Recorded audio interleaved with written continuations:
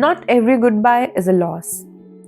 My dear, not every goodbye breaks you. Some goodbyes free you, but freedom hurts before it heals.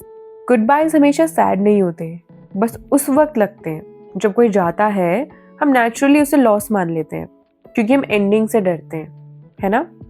जब change से डरते हैं हम खालीपन से डरते हैं, लेकिन हर गुड बाय आपको छोटा नहीं करता।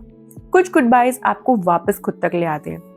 जब कोई इंसान आपको छोड़ देता है तो वो सिर्फ इंसान नहीं होता, वो इंसान जाता नहीं है आपको छोड़कर किसी और के पास, उसके साथ एक वर्जन भी चला जाता है।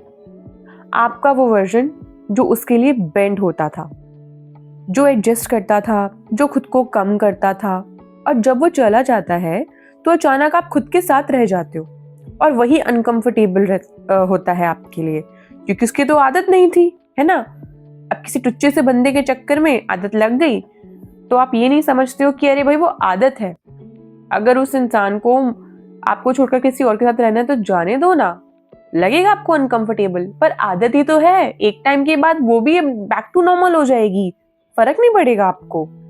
सिर्फ समय समय की बात होती है, क्योंकि अब डिस्ट्रैक्शन नहीं है, अब अटैचमेंट नहीं है, अब सिर्फ आप हो अपने साथ और ट्रुथ सामने होता है।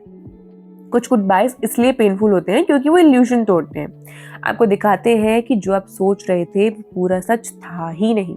और ट्रुथ हमेशा सॉफ्ट नहीं होता है, लेकिन ट्रुथ फ्रीइंग होता है।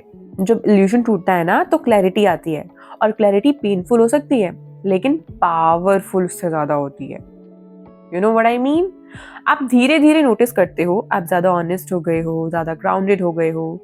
अब आप फेक कंफर्ट एक्सेप्ट नहीं करते हो, और यही ग्रोथ होती है। हर गुड बाय फेलियर नहीं होता, कुछ गुड बायज ग्रेजुएशन होते हैं। आप उस चैप्टर से पास हो जाते हो जिसे आप छोड़ नहीं पा रहे थे। और इसीलिए अगर किसी गुड बाय ने आपको तोड़ा है तो ये भी देखो क्या उसने आपको जगाया भी है, क्योंकि कुछ अलविदा अंत नहीं होते, दरवाजे होते हैं।